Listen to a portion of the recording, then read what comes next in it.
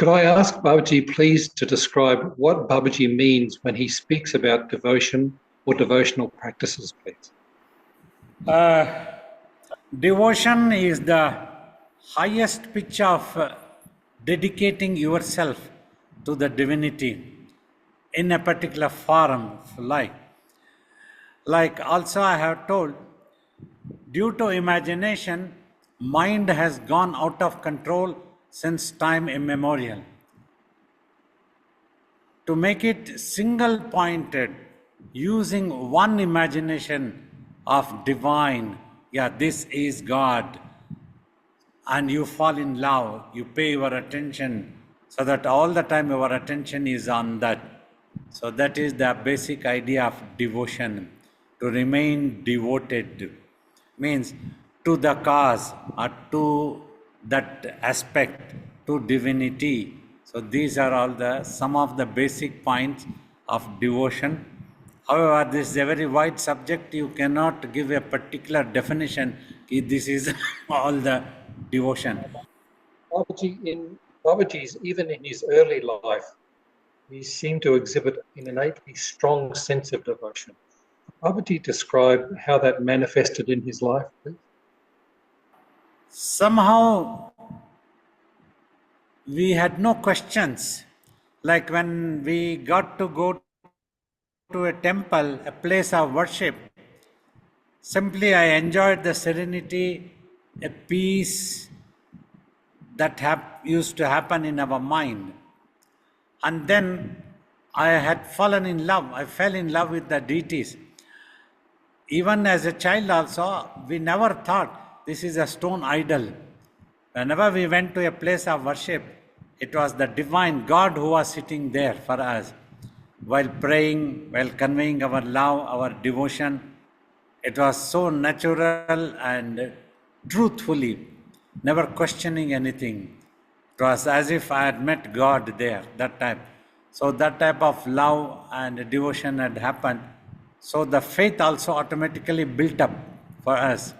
So gradually as we got to know about some saints' teachings of Ramakrishna, particularly that helped us to know about more devotion, how to be devoted unconditionally, going for the highest prayer, leaving to the wishes of the divinity. We learnt in such a way, like sometimes we used to pray if a certain thing needed to happen, but always it wouldn't happen.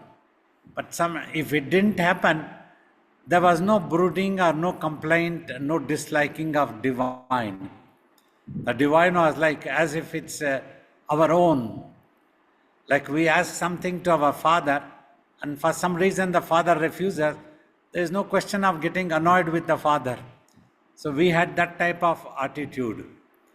So that helped us.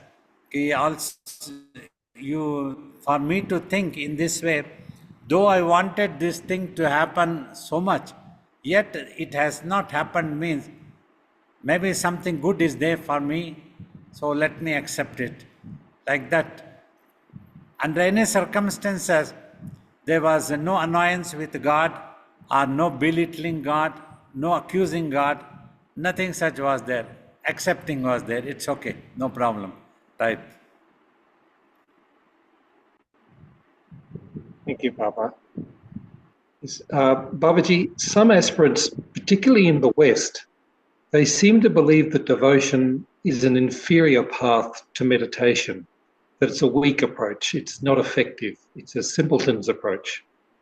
How would Babaji reply to that suggestion?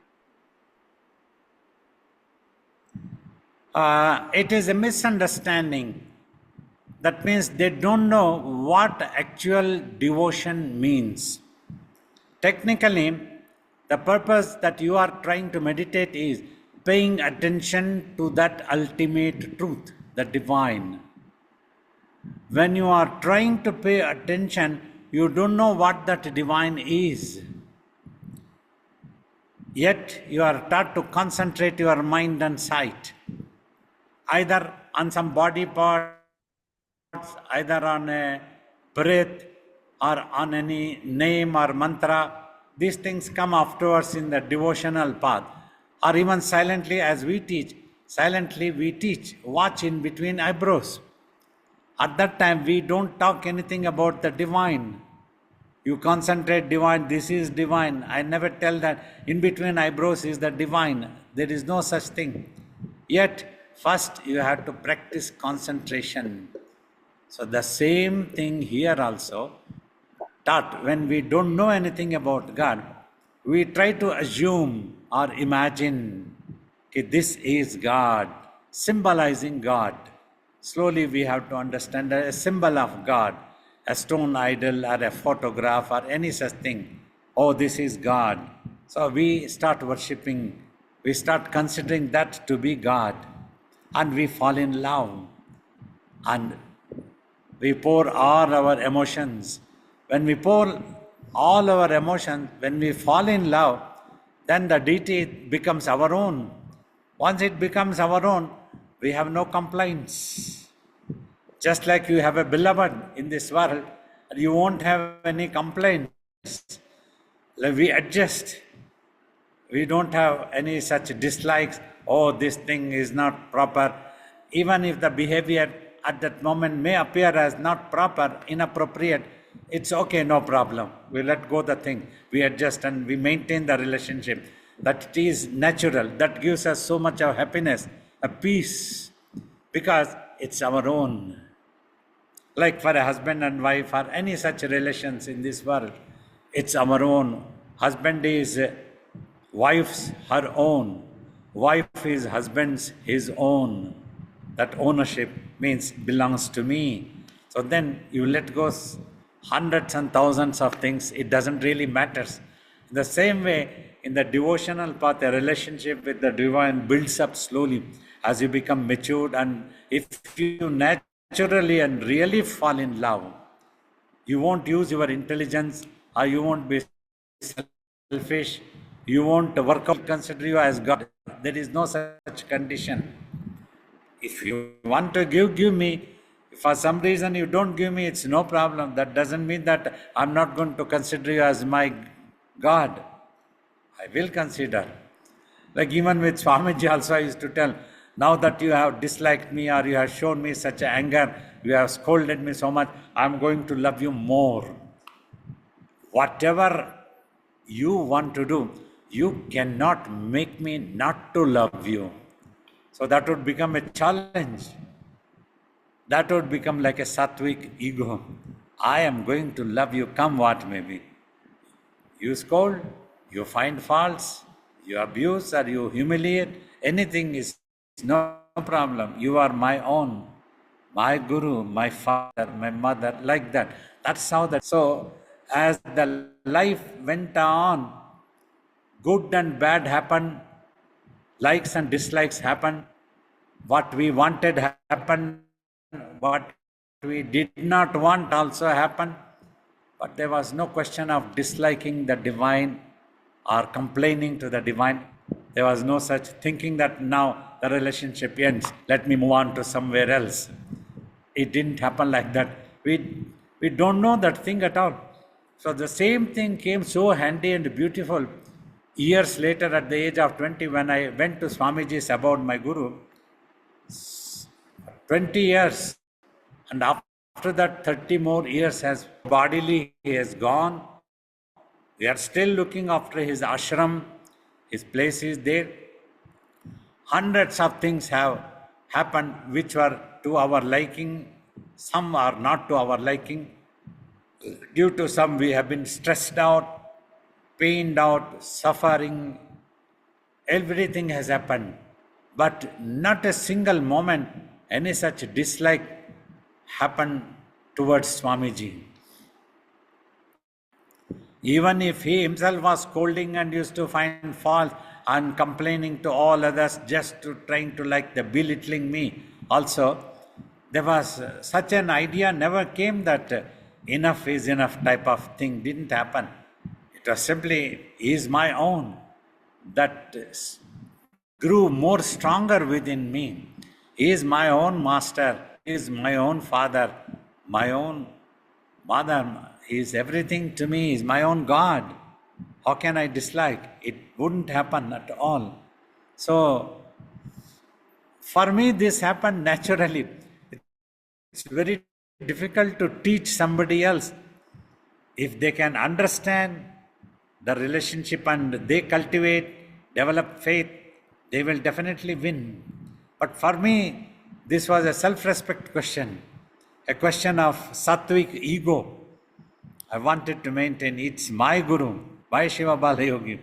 Even after Swamiji dropped his body also, there was no such question of even for a moment, even for any for sake of some protection or something like that, you needed some psychological anchor and you try to go somewhere else. Such a thing never happened to me. In the ashram of my Guru Shiva Bala Yogi, it was everything was there. We came to know about so many gurus, but nobody attracted us like Swamiji attracted me.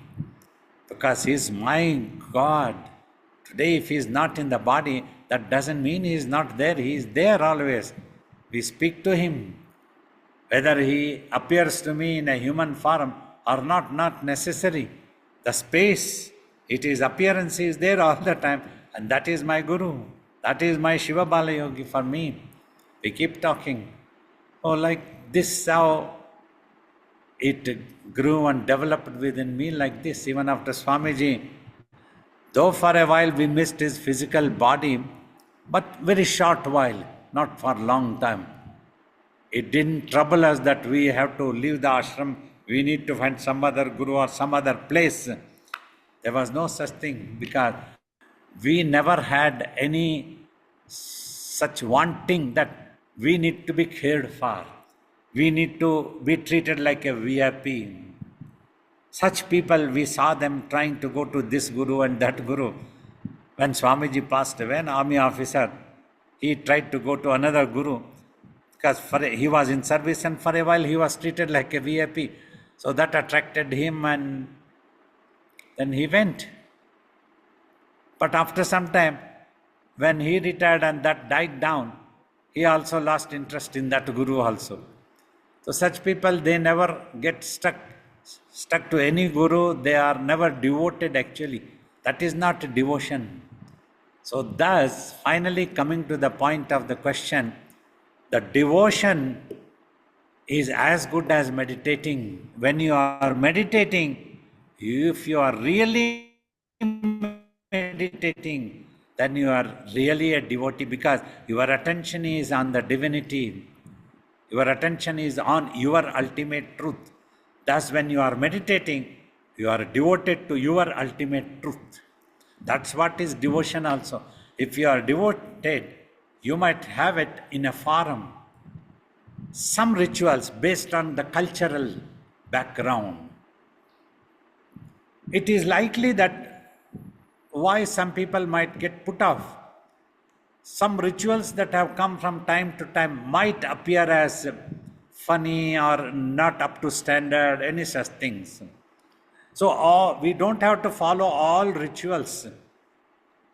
We have to follow our heart. We have to love. That is science. That is the real meditation. We have to keep our attention to our deity. So that is devotion. Like whenever I have visited a place of worship, I am addressing the people. You come to a place of worship is wonderful. But when you are doing puja, if you are doing arati or if you are watching somebody doing arati, your mind has to be there. Then only your prayer or your worship will reach your God. God is connected to your mind. Your mind's ultimate truth is God. Not simply with the body that you can connect. You cannot connect to God with any language. Sanskrit, English, Hindi, German, French, any such thing will not connect you. Only your mind can connect you to your God. So thus devotion also is not an easy thing. Many people may misunderstand that if I offer 2 flowers and if I do some worship, if I offer some $500, I am devotee of such and I am certified now, and the God has to give me what I want. It is not a devotion. It's only a deal, business deal with God. I will give you $500 and you give me this. So that's what it is. Even a guru is offered dakshina, a donation, for the knowledge and wisdom that he imparts, not for any other deal. If the guru can help me to pass in an exam, then only I will give $100. That is not the real donation. It is you are trying to bribe, but you offer a donation. That guru has given you such knowledge and wisdom. Like if we take tuition from a teacher, we would like to pay some, because the knowledge that the teacher has imparted us, it should be like that. So devotion also is not easy. It is equivalent to meditation. Meditation, devotion, they are all same. Only one needs to understand that devotion in its right sense. Thank you, Baba. Babaji, there was a particular event in Babaji's life I'd just like to revisit, if I could, to go into this subject a little bit more. When Babaji had been with Swamiji for a few years, on his birthday, he approached Swamiji and asked for some vibhuti to enable him to go into tapas. Could Babaji please describe that event again, please? Well, after I went to ashram in 1974, I had heard that a devotee of Swamiji in a South Indian town had sat for tapas. Till then, I didn't have any particular idea about doing tapas, just to do service or meditate. A self-realization idea was there, but how I am going to get was not there. Just serve and you will be liberated. That type of idea was there. But when I heard about this, slowly that idea came to mind. If I also can do tapas, then also I can serve. Simply by doing tapas, I am not going to go away from my guru. To him, I will always be a disciple. I can remain at his lotus feet and serve his mission. So I used to pray. 2-3 years later, in 1978, I was in Bangalore. Next day was my birthday. One day before, a young girl who had become fond of me used to call me brother, elder brother. She had brought a chocolate for me, knowing that it was my birthday next day. I kept it the night, and next early morning, which was my birthday, 20th September actually. So at 3:30 in the morning, I took milk for Swamiji. He had milk, I was sitting quiet. Then I took a piece of vibhuti I was carrying and gave it to his hand to bless. He asked me, why do you need this vibhuti? I told him, I want to do tapas. Swamiji first made fun. Do you think this vibhuti will make you to sit for tapas? I said, I have faith. You bless and give me. I am sure I can do that one.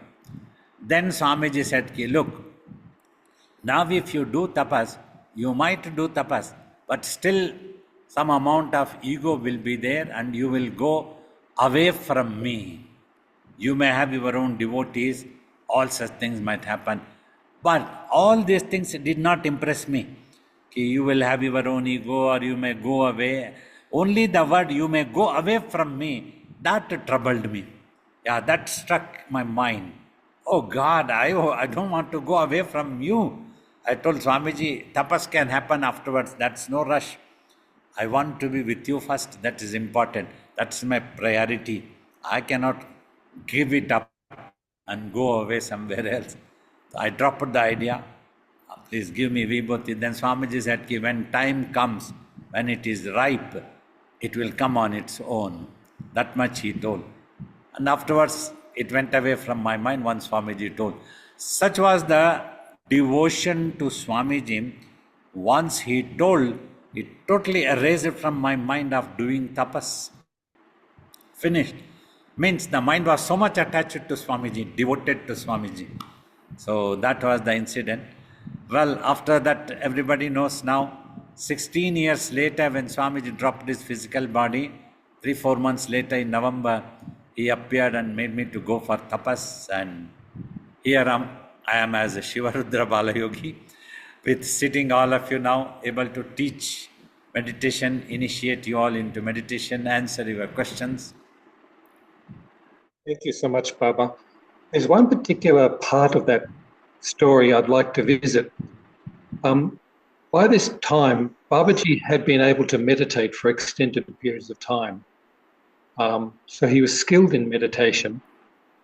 But when Swamiji said to Baba that if you go into tapas, you might develop an ego, and Swamiji put you into service and on the path of service and devotion for that next 16 years, does that mean that meditation is not enough by itself?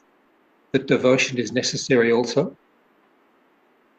A purpose, I would say, when you meditate, either you go beyond any purpose, just allow the mind to become silent, you have no idea at all.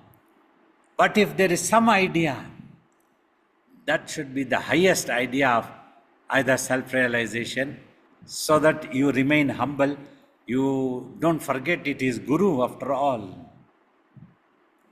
See, that is important. When we deal with it, when we are in the ashram, when we worship Swamiji, all time we need to be aware that this ashram belongs to my Guru. This idol is of my Guru. That is important. If that awareness is not there, even if I had been a devotee for 40 years, 50 years, then I will try to rob. Oh, if only I can break the hand of this marble idol of my Guru, I might be able to earn by selling that hand, marble hand. Such a corrupted idea can come. So the purpose is so important. Otherwise one can become ego. One can be living in the ashram of the Guru by the permission of the Guru, but one might forget that this ashram belongs to my Guru and I have no right to claim any piece of land here. I have no right to claim any building as mine. I should not fight for it. I should give up and simply go away. So that is important. That is why purpose is so important. Otherwise, when you close the eyes, when you meditate, you will go with that purpose, that idea, that imagination will sit into your mind always. That becomes the ego.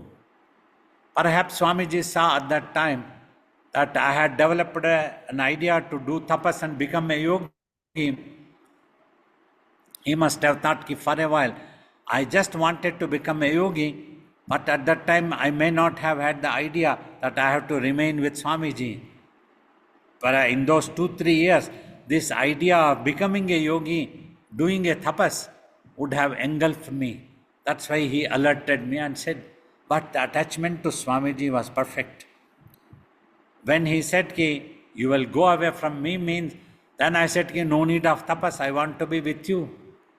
So that was the attachment to Swamiji, me to do tapas at that time, 1978. I never felt bad. I was happy. Here is my Guru, my mother, ready to protect me at all times, not allowing me to go distracted somewhere else. Swamiji is there to protect and keep me with him. He wants me to be with him, serving him, not to do tapas now. Means that's it, finish. So no problem. Means at that time, that desire also disappeared. Even if I don't have to do tapas in this life, it's no problem. Serving Swamiji is more important. Like that, the mind became cool and peaceful. So purpose is very important when you meditate. Otherwise, something else.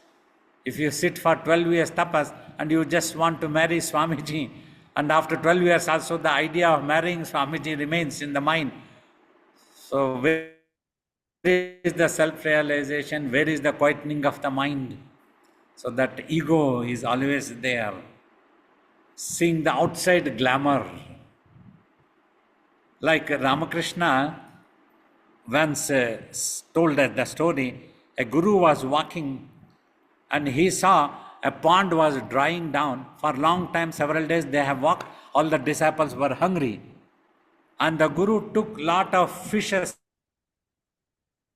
from that pond which was drying down, and the fishes were all about to die. He took it into the mouth and moved ahead. So disciples thought, oh, master has given us indication that we are hungry, we can eat the fish. He also is eating the fish, because they saw from outside the master taking the fishes to the mouth. More than that, they didn't know what he was going to do within the mouth. So they all took the fish and ate, and they quenched their hunger and started moving. After some time, a pond came which had plenty of water, and the master took out all the fishes and left them alive into the pond. Then looking at the disciples, come on, you also do it. Where to do? They all had eaten up. So then they felt so ashamed. So blindly one must not follow the guru. Try to know what he is trying to do. So that is important. Means if he is sitting on a dais, hundreds of people are coming and doing darshan, that might have appeared glamorous for one devotee, and that devotee wanted to marry Swamiji, so that devotee thought, I can also sit along with Swamiji if I can marry. That idea came, imagine. And innocently Swamiji said, you have to do 12-year tapas, because he did 12-year tapas. Just he went on watching and everything became silent for him. No desires after 12 years of tapas. Even when Lord Shiva, Shankar Bhagavan asked, whatever you want to do, you can go home and do business. But Swamiji said, I don't have any such idea. If you have any work for me, tell me, I can do it for you as long as the body is available. So after 12 years also, that devotee had the one idea. Now I sat for 12 years of tapas, now I want to marry you. So some devotees consider doing external seva is the real. No, internally you become attached. You consider the guru as a mother, as a parent. That devotion is necessary. So we are talking the purpose becomes so important.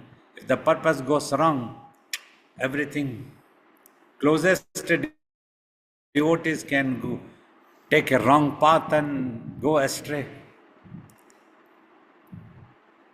So devotional path is not easy. It's a difficult. You will be tested for eligibility, for sincerity. When one passes all such, then only one would have gone closer to divinity and attained that self-realization. Some great devotional moment happened few hundred years ago in India. Some great names like Mirabai, Tulsidas, so many others in different parts of the country, they all followed the devotional path. They were great musicians, singers, but along with that they were devotees also. So their mind was always on the divinity. So thus they attained self-realization. In their consciousness only their divine was there, and there was no other attachment, no other asking of God, no other wanting was there. So such is the greatness of devotion also. Not simply easy that we take a, Swamiji used to tell, it's not like eating a laddu, that you take a camphor and do arati and bell and then think that you have done. That's not. Your mind has to be there, he used to tell. Babaji, is meditation therefore enough by itself, or is it necessary to have devotion? See, if you are devoted to meditate, then you will meditate sincerely by taking the technique that the Guru tells as a command. That devotion is very important. Simply, if you try to become intellectual, you are likely to half understand and half misunderstand. It can become like a half-baked beans story. So that's why a devotion and meditation all go parallelly together. It's very important. You need to be devoted to the master who teaches you, who commands you. Like a soldier need to be devoted to the commander. There the word may be different, but devotion means this is what it is.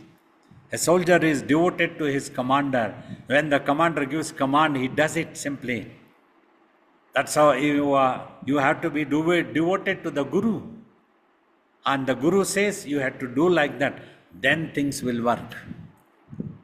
Otherwise, you can have your own idea and you will just sit down and do it. So then things will not work. Ego will not go. After so many years of meditation, no transformation will occur. You will be doing the same mistake. Thank you, Babaji. So the one final question that we have, Baba, is how can we develop devotion? By totally surrendering. Surrendering means here, without questioning, accepting. First, accept the Guru as your own. And then that will protect you. This is my own Guru. This is my Swami. Like that. Then nothing can come in between you and your Guru. Means automatically your mind will not allow anything to come in between. Come what may be. And so many people who abuse the Guru might try to brainwash you also, but you will never get brainwashed. No changes has happened. We are okay with that one. The Guru might be behaving, he was eating something and he was talking something, he was behaving like this. No problem. It's okay. If another devotee says, your Guru is like this one, so he is not a Guru. Are Guru? Who the hell are you? That type of sattvic ego needs to be there. That is the surrender. I have surrendered to my Guru and that is my sattvic ego. Do I need to be told by somebody else what my Guru is? Because I don't want to know what my Guru is. Because I just love him. That's all. That type of surrender needs to happen. Then this love to the Guru comes. Maintain a sattvic ego that he is your own. Even if the Guru wants to abuse you, challenge the Guru. Now I am going to love you more. I am going to be devoted more to you. I challenge that even you cannot disturb my devotion, my Guru, my Lord. That much of surrender needs to be there. Then you will win. Anybody can win. The selfishness needs to be turned towards the Guru. Nowadays, you see in the cameras of all phones and everywhere, we can turn which shows ourselves, or we can turn which shows that thing that is in front of us. So if we turn it to ourselves, we become attached to ourselves, we will win. We turn it to the Guru like that, not to anything else, then we can win. That is the real love, real surrender, real devotion that would happen. Wonderful. If you permit, we can end the questioning today. It went very well. Thank you so much for giving me an opportunity to explain my learnings, my viewpoints, my opinions. Some very beautiful questions came up. And I wish all the best to all the participants.